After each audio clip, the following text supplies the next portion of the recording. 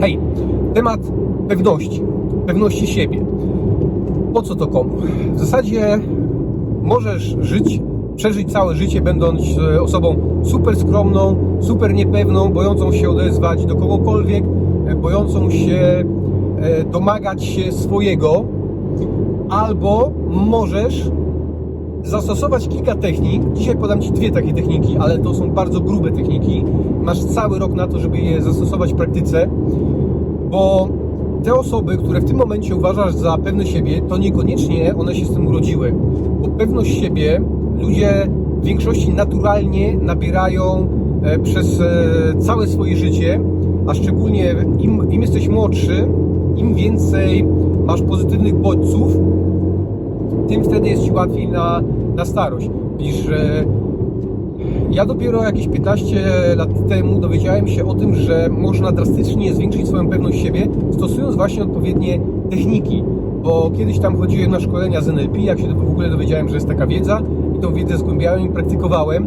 I to też nie jest tak, że gdybyś mnie spotkał 20 lat temu, to ja bym na pewno nie robił takich filmików i nie występowałbym publicznie.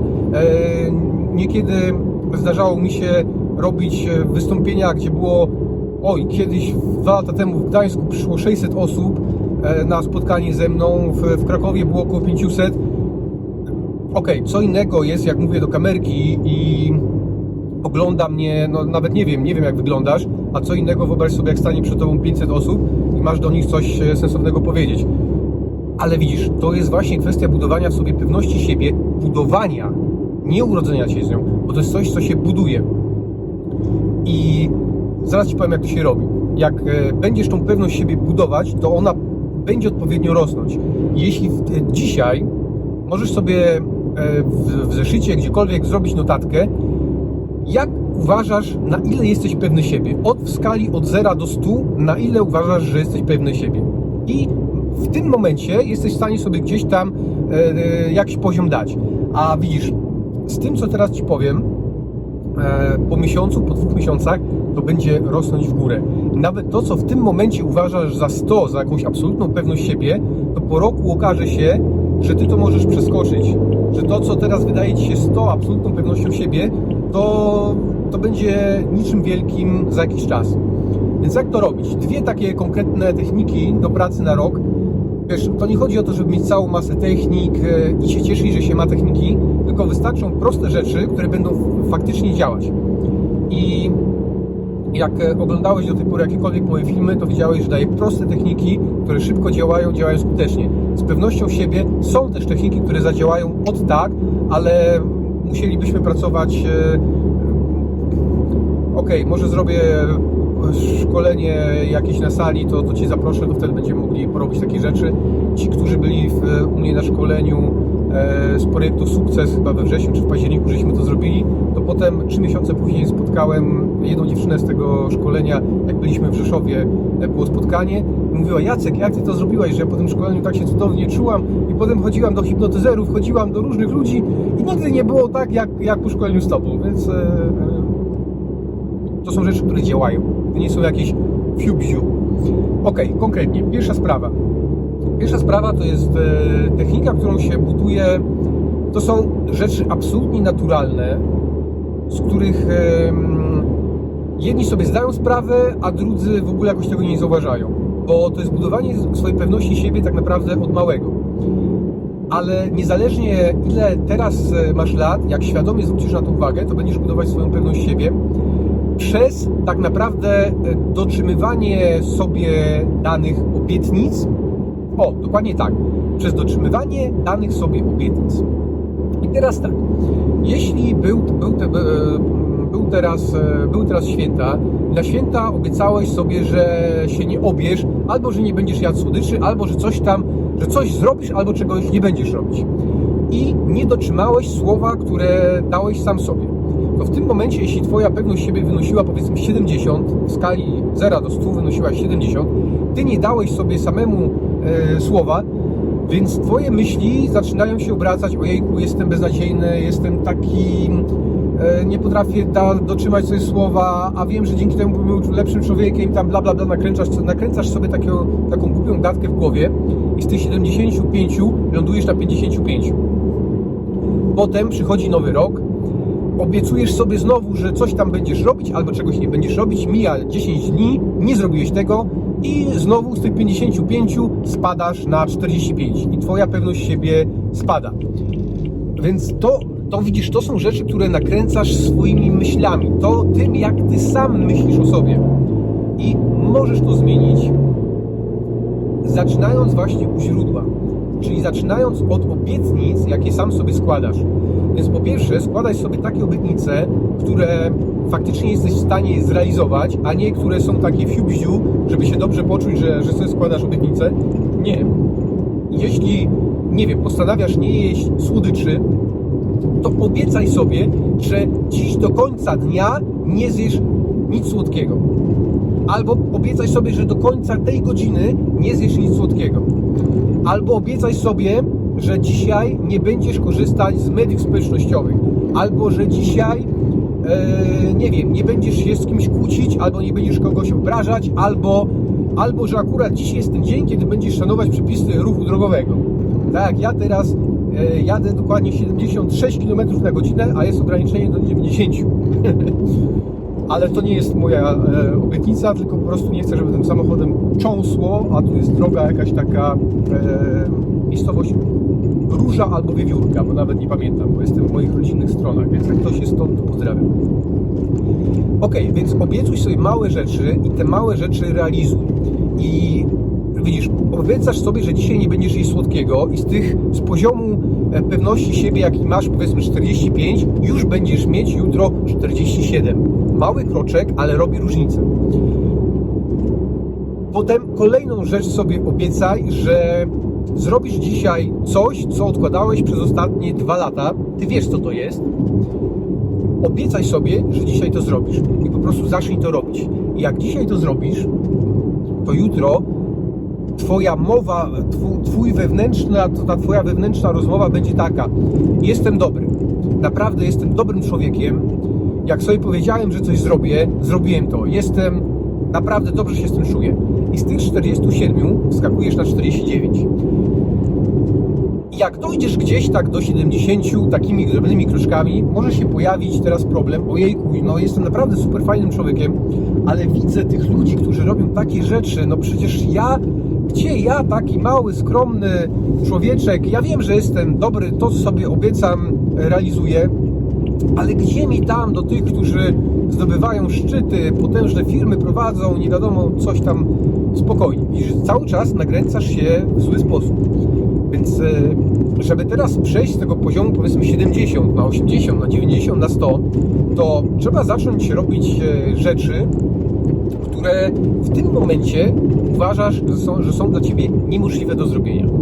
Jeśli na przykład uważasz, że w tym momencie niemożliwe jest dla Ciebie zrobienie 20 pompek, na fizycznych rzeczach bardzo szybko się pracuje i bardzo szybko są efekty. Więc powiedzmy, że uważasz, że to jest niemożliwe, żebyś zrobił 20 pompek. To zrób coś takiego. Zrób dzisiaj o każdej pełnej godzinie zrób 4 pompki. 4 pompki jesteś w stanie zrobić. I po 5 godzinach zrobiłeś 20 pompek. Ok, jest to oszukiwane, ale już w Twojej głowie coś się zmieni. Ojejku, ja byłem w stanie zrobić dzisiaj 20 pompek. Dla tych, dla których 20 pompek to jest śmiech na sali, to zrób 200 pompek. Zrób 1000 pompek. Ja kiedyś sobie zrobiłem takie wyzwanie, żeby zrobić 1000. Czy będę w ogóle w stanie zrobić 1000 pompek dziennie? Nieważne, że na drugi dzień mnie ręce bolały, nie mogłem nimi ruszyć, ale w przeciągu godziny robiłem po 100 pompek, nie naraz, tylko tam w 2-3 sesjach, i w przeciągu dnia zrobiłem 1000 pompek. I w głowie się zmienia, widzisz, to nie jest tak, że pewność siebie jest różna do różnych elementów.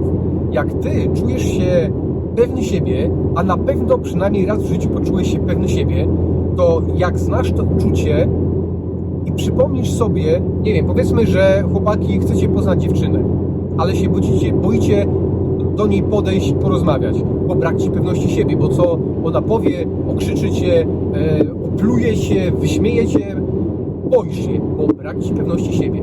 Ale jeśli przed rozmową z tą dziewczyną przypomnisz sobie wydarzenie ze swojego życia, kiedy byłeś czegoś absolutnie pewny, nawet przypomnisz sobie to, jak zrobiłeś te 20 pompek, albo te 200, albo ten 1000 pompek, albo Ty wiesz najlepiej, co to było takiego, co dało Ci pewność siebie. Po prostu musisz sobie przywołać to wspomnienie. Jak sobie przywołasz to wspomnienie, to sprawdź to w praktyce, jak to zadziała, jak będziesz chciał porozmawiać z tą dziewczyną, gdzie będzie wtedy Twoja pewność siebie. Czy będzie na poziomie 20, czy będzie na poziomie 80.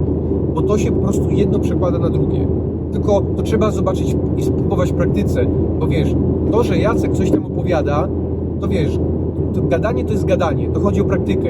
To chodzi o taką praktykę, jaka tu jest różnica w praktyce? Powiedzmy, że uczysz się, i to też jest kwestia pewności siebie. Uczysz się języka obcego, tak? Ja tu gdzieś w prawo mam odkręcić, ale nie pamiętam gdzie. Uczysz się języka obcego. Jest jakieś słowo nowe, które przeczytasz w słowniku, czy gdzieś tam przeczytasz nowe obce słowo. Jak kiedy za pierwszym razem czytasz, nie będzie road. Przeczytasz drugi raz, road. Okay? Trzeci raz. Posłuchasz jeszcze, jak tam translator, jak się mówi road. Jak powtórzysz to 10 razy, nie masz wtedy problemu, jak popatrzysz na to słowo, masz po prostu pewność siebie, taką naturalną pewność siebie, że to, co Ty mówisz, to ma sens.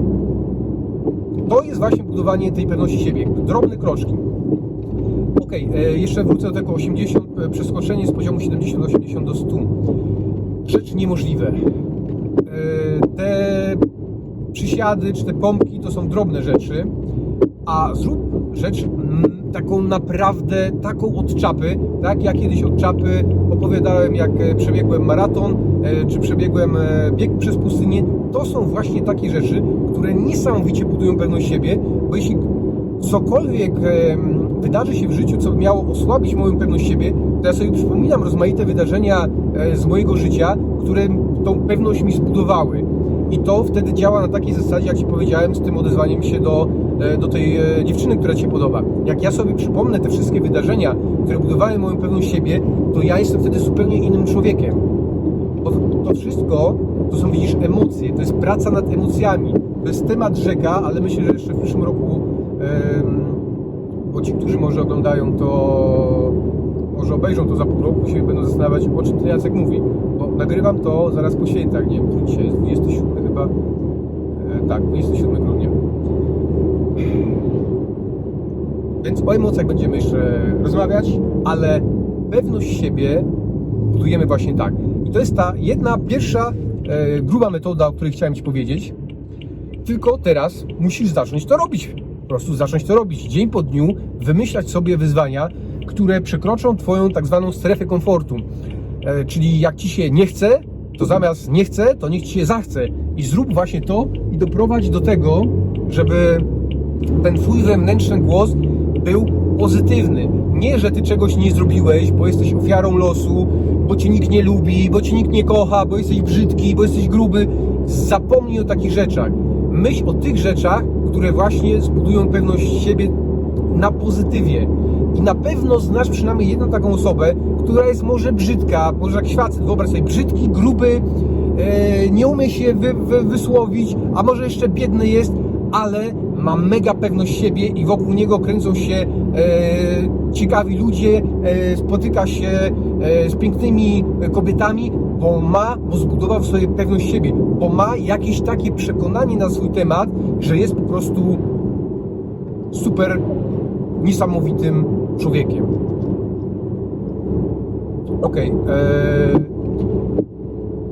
Odnośnie takiego budowania pewności siebie, odnośnie tej mowy wewnętrznej, to jest druga jeszcze kwestia, bardzo, bardzo ważna kwestia, czyli jest to umiejętność mówienia nie. To jest asertywność, ale asertywność to jest dla wielu zbyt abstrakcyjne słowo, więc powiem Ci prosto. Umiejętność mówienia nie. Czyli jeśli jesteś nastolatkiem, dwudziestoparolatkiem, a nastolatkowie szczególnie mają coś takiego, że są namawiani do picia, do palenia, do brania różnych używek, bo jeśli tego nie weźmiesz, to jesteś taki a taki. I wtedy, jeśli młodzież podchodzi do tego, że oni muszą ulec środowisku, bo inaczej nie będą akceptowani. Więc ja mówię o tym teraz pierwszy raz na internecie. Nie palę, w ogóle nie piję alkoholu, nie piję nawet kawy i żyję. Tak, jestem Polakiem i nie piję alkoholu. I jak mi ktoś proponuje alkohol i do tego głupie powody mi podaje, dlaczego powinienem się napić, to wiesz, ja się w duchu śmieję, ale ja nie potrzebuję się napić, żeby się dobrze zabawić. Ja nie potrzebuję się napić, żeby mnie jakieś towarzystwo akceptowało. Więc to jest umiejętność mówienia nie. Jak jesteś starszy, to pojawia się coraz to więcej nowych rzeczy, propozycji od kolegów, od znajomych, od nieznajomych, którzy ci proponują właśnie rozmaite rzeczy. To są nawet twoi najbliżsi, którzy proponują ci rozmaite rzeczy. Codziennie masz jakieś tam propozycje, ale trzeba się nauczyć właśnie odmawiać. Już długi ten film, 16 minut, nie chcę się rozgadywać na ten temat. Będziemy te tematy kontynuować w przyszłości. To zróbmy konkurs, tylko nie wiem na co. Zaraz wymyślę na co, ale na pewno będzie dobra nagroda. Na przejażdżkę tym samochodem. To jest BMW M4, które jest straszny, jest piekielnie mocny samochód, bo to nie jest silnik, jest tutaj poprawiony mocno. I kupiłem sobie ten samochód, żeby sobie pojeździć nim na tor. I będę tym samochodem sporo jeździł na torze Silesia Ring, ale będę też pod Warszawą jeździł pewnie na Modlinie, pod Poznaniem, na Bednarach. Więc są 3 miejsca, gdzie będę mógł przewieźć osobę, która wygra ten konkurs. Nie dam Ci poprowadzić, bo miałbym Cię na sumieniu, ale jako pasażer Cię przewiozę. Co najlepszego udało Ci się, co poprawiłeś w sobie w tym roku? Na taki komentarz czekam. Co poprawiłeś w sobie w tym roku? Pewnie jeszcze w międzyczasie wymyślę jakieś nagrody pocieszenia. Tak, książkę Róż Dupę. Zrobimy tak, 10 książek Róż Dupę plus przejażdżka ze mną na torze. Wśród tych komentarzy, które napiszecie, wybiorę 11 nagród w sumie będzie. I dokładnie za tydzień ogłoszę, kto wygrywa. Jak Ci się film podobał, a myślę, że skoro do tej pory słuchałeś, to prześlij go do osoby, która wiesz, że jest brak jej pewności siebie. Niech skorzysta. Wszystkiego dobrego życzę w nowym roku i do zobaczenia za rok.